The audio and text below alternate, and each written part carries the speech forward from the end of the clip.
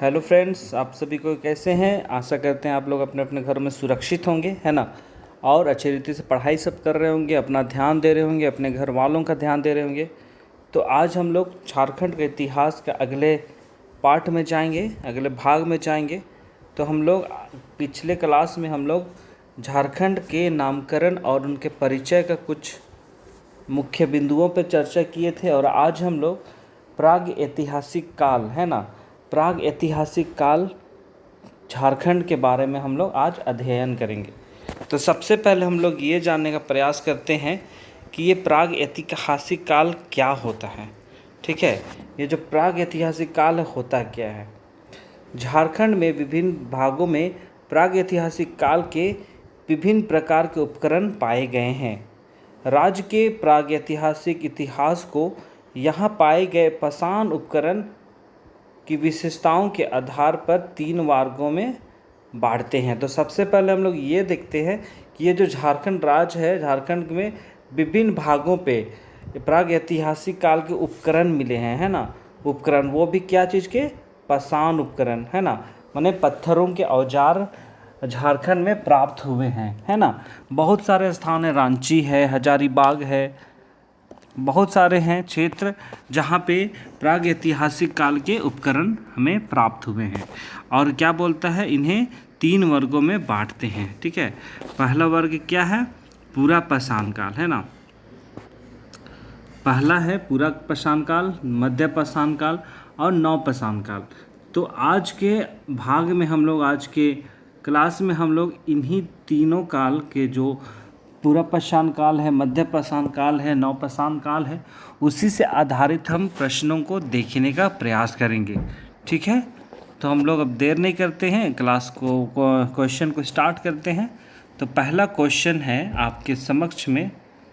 पहला क्वेश्चन, झारखंड के किस जिले में उत्खनन से पूरा पाषाण कालीन चित्रकारी के प्रमाण और पाषाण उपकरण प्राप्त हुए हैं, है ना। तो वही पूछ रहा है, जो झारखंड राज्य है, झारखंड के किस जिले से शैल चित्रकारी, है ना, मतलब चित्रकारी का प्रमाण, पाषाण उपकरण मतलब पत्थरों के औजार प्राप्त हुए हैं। तो इसका आंसर होगा हजारीबाग जिला, है ना, हजारीबाग जिला। इस हजारीबाग जिला से हमें भूल भुलैया मतलब बहुत सारे पाषाण औजार प्राप्त हुए हैं, पत्थरों से बने हुए औजार प्राप्त हुए हैं।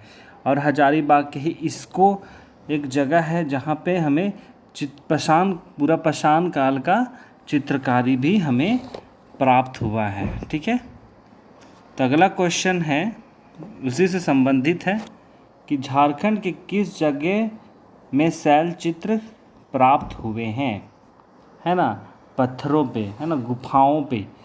जो भी पहाड़ बनते थे पहले, लोग किसा गुफाओं में ही रहते थे, है ना। तो पत्थरों पे हमें बहुत सारे शैल चित्रों का प्राप्त हुआ है। वो कहाँ मिला है, इसको गांव।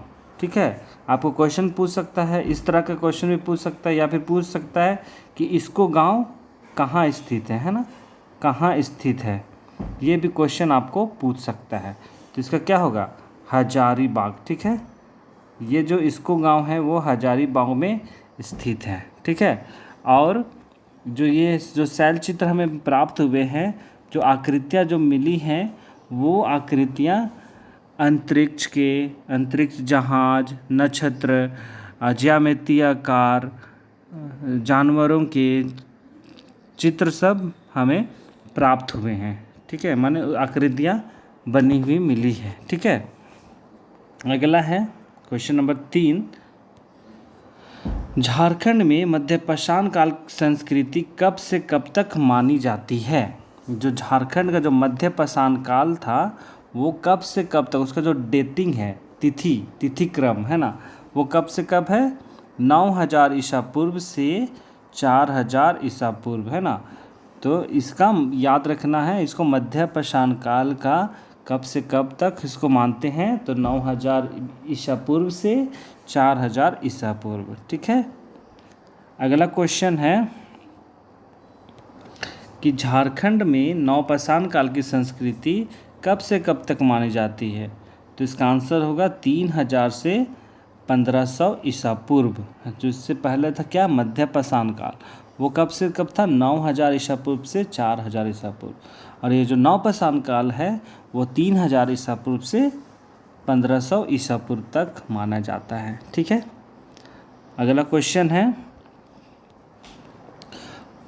प्रोटो ऑस्ट्रेलियाड प्रजाति, ये एक जनजातियों की एक प्रजाति है, प्रोटो ऑस्ट्रेलाइड, है ना। तो इसका आगमन झारखंड में कब माना जाता है, कब, तो वो भी मैंने कंफर्म नहीं है, मतलब क्या बोलेंगे, माना जाता है कह के माने है, तो इसका आंसर होगा 1500 ईसा पूर्व।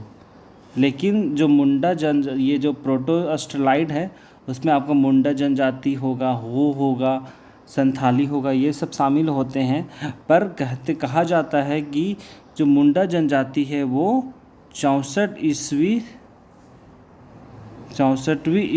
शताब्दी के समय ही मतलब आ चुकी थी मुंडा।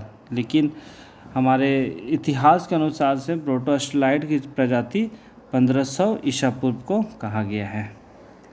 अगला क्वेश्चन है 6 नंबर, झारखंड में ताम्रपाषाण युगीन संस्कृति का केंद्र बिंदु कौन सा क्षेत्र था। जो ताम्र बिंदु है मतलब ताम्र काल है ना, ताम्रपाषाण काल, तो इसका केंद्र बिंदु क्या होगा, सिंहभूम। ठीक है, सिंहभूम। औजार से पहले क्या था, मतलब पत्थर से पहले, मतलब ताम्र से पहले पत्थर था, पत्थर का उपयोग किया जाता था ना। उसके बाद ताम्र धातु का मतलब युग में प्रवेश किए, है ना, तो उसको ही बोला गया है यहाँ पे। तो इसका केंद्र सिंहभूम था।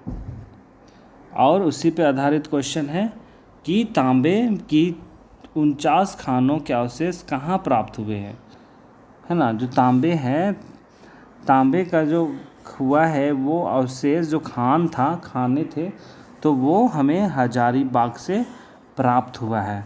माने 49 ठो खान था, मतलब खानों, मतलब वहाँ पे फैक्ट्री कह सकते हैं ना, कारखानाएँ थी जहाँ पे तांबे से बने हुए उपकरण बनाया जाता था। ठीक है, अगला क्वेश्चन है, लौह युग के सूत्रधार किसे माना जाता है। मतलब जो लौह युग का जो सूत्रधार है, मतलब लौह युग को लाने का सूत्रधार किसे माना जाता है, माने इस दुनिया में, मतलब झारखंड में ये लौह युग का सूत्रधार किसे मानते हैं। तो इसका आंसर क्या होगा, इसका आंसर होगा असुर और बिरिजिया, है ना, असुर और बिरिजिया। क्योंकि हम लोग सभी जानते हैं कि ये जो असुर जनजाति है वो लोहे का कार्य करती है, लोहे का से उपकरण बनाने का। और साथ ही साथ जो बिरिजिया है, बिरिजिया जाति भी ये तांबे मतलब क्या बोलते हैं, लोहा के उपकरण बनाने का कार्य करती थी, है ना। और ये जो तांबे का जो कार्य है उसे भी असुर और बिरिजिया के द्वारा ही बनाया जाता था। ठीक है, तांबे का भी उपकरण असुर और बिरिजिया द्वारा बनाया जाता था। फिर तांबा का युग समाप्त हुआ, उसके बाद जब लौह युग आया तो लौह को भी इसी ने मतलब आगे बढ़ाया था। ठीक है, इसी जनजाति ने। तो अगला क्वेश्चन है क्वेश्चन नंबर 9, असुर जनजाति ओह क्वेश्चन ऐसा नहीं होगा, झारखंड की प्राचीनतम जनजाति कौन है। माफ़ कीजिएगा ना, इससे पहले जो मैं, तो इसका क्वेश्चन क्या है, झारखंड की प्राचीनतम जनजाति कौन है। तो इसका आंसर होगा असुर, है ना, असुर जनजाति। और साथ ही साथ असुर जनजाति के साथ में बहुत सारे अन्य और भी जनजातियाँ थी, है ना, बहुत सारी अन्य जनजाति थी, जैसे बिरिजिया, है ना, बिरिजिया तो आपको पता ही है, बिरहोर, है ना, और खड़िया जनजाति, ये भी झारखंड की सबसे प्राचीनतम जातियों में से एक है। लेकिन आपको क्वेश्चन जब पूछा जाता है प्राचीनतम जनजाति, तो आपको असुर पे ही टिक करना है। ठीक है, तो यहाँ पे आज का प्रागैतिहासिक काल से जो क्वेश्चन थे वो यहाँ पे समाप्त होता है। और हम लोग कल फिर आएंगे और हम लोग आगे देखने का प्रयास करेंगे कि आगे हम लोग झारखंड के इतिहास के बारे में और भी आगे ध्यान देंगे और हम लोग और कुछ मुख्य बिंदुओं पर चर्चा करेंगे। ठीक है, तो आज के लिए क्लास यहीं पे ख़त्म करते हैं और हम लोग हो सके तो कल हम लोग झारखंड में धार्मिक आंदोलन के बारे में अध्ययन करेंगे।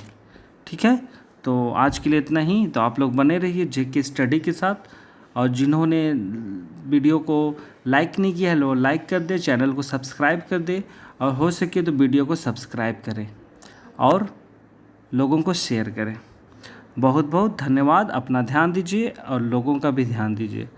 बहुत बहुत धन्यवाद।